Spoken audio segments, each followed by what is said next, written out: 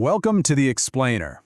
You know, we've all heard it, right? When a central bank raises interest rates, the stock market is supposed to fall.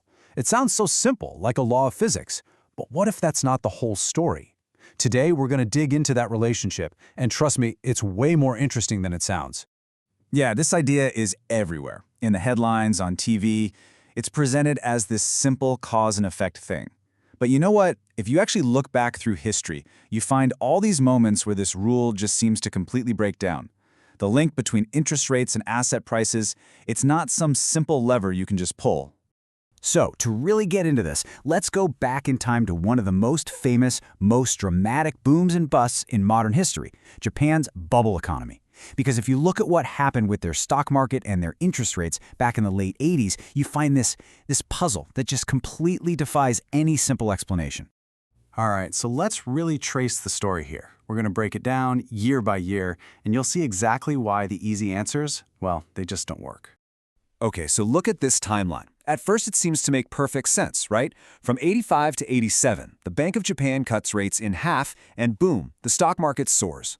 Then at the end, from 89 to 90, they hike rates hard, and poof, the market crashes. Checks out. But wait, what about that bit in the middle? For 2 whole years, the interest rate didn't move an inch. It stayed flat, and yet the stock market went up another 50%. That's our puzzle, and it's a huge clue that something else, something more powerful, is going on. I mean, the connection seems so obvious to people at the time that when the market finally did crash after those rate hikes, the central bank governor, Yasushi Miyano, literally got a nickname for it. They called him the man who pricked the bubble. But was it really all him?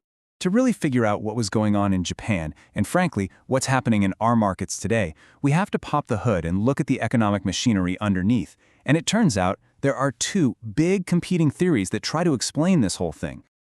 So let's start with the standard model. You know, the one you'd get in your first economics class. This one is built on a world of perfect, rational markets. And everything comes down to this one big idea: fundamental value. So the whole idea here is that when you buy a stock, you're not just buying a piece of a company as it is right now. No, you're buying a claim on all the profits, all the dividends that company's expected to spit out, from now until the end of time. So in simple terms, the price of something today is basically all of its future earnings added up. But, and this is a huge but, money you get in the future is worth less than money in your pocket today. So you have to discount all those future earnings. And the interest rate, that's a huge part of the discount. The fruit tree analogy is perfect. The tree's price depends on all the fruit it'll ever give you, but you have to adjust for how long you have to wait for each apple. But here's where it starts to get tricky. See, according to this textbook theory, a change in the interest rate doesn't automatically trigger a massive market earthquake. Its power is actually held back by a couple of really important factors.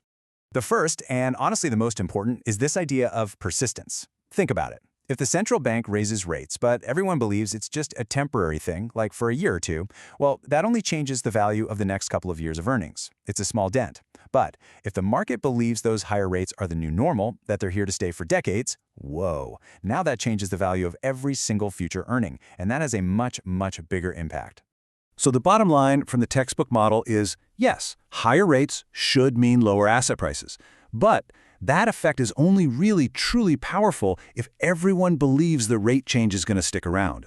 This kind of hints that maybe those temporary policy tweaks we hear about aren't really enough on their own to explain the gigantic boom and bust we saw in Japan. Right. And that question, it leads us straight into a whole different way of looking at things. A more modern set of theories that step out of the perfect textbook world and try to deal with the messy reality of markets. A reality where people disagree, and more importantly, where a lot of people are buying things with borrowed money.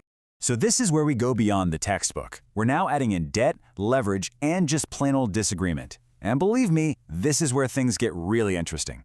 These newer models are often called limits to arbitrage models, and they're built on 2 really basic, common-sense truths about the real world. First, not everyone agrees on what something is worth, and second, the people who are the most optimistic, well, they often use leverage, debt, to go all in on their beliefs.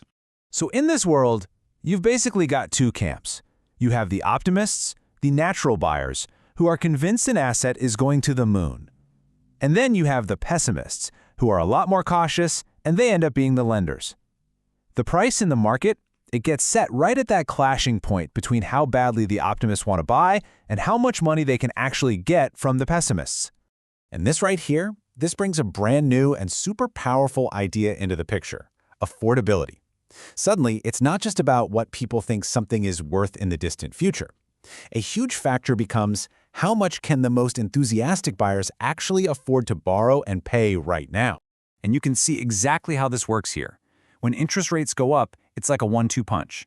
First, sure, the fundamental value goes down, just like in the old textbook model. But second, and this is the real kicker, borrowing gets more expensive. Their loan payments go up. This directly shrinks the buyer's budget, it tightens their borrowing constraint, and it forces them to pay less for the asset. This effect isn't just theoretical, it's immediate and it can be massive. Okay, we've just walked through two very different stories about how all this works. So, what's the verdict? Let's put them side by side and see what they really tell us. So here it is, laid out plain and simple. We have two channels. The classic fundamental story, where rates change the discounted value of the future, and the key thing to watch is persistence.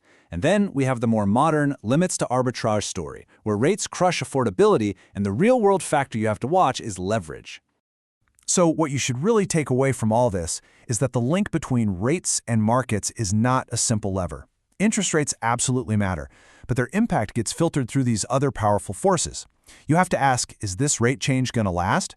How risky is the asset? And maybe most importantly of all, how much debt is sloshing around in the system? That's what creates the powerful affordability effect that the basic models just don't see. Which leaves us with a final question for you.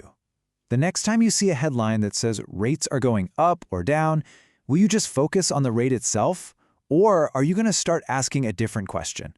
How much leverage is out there? Because that might just be where the real story is.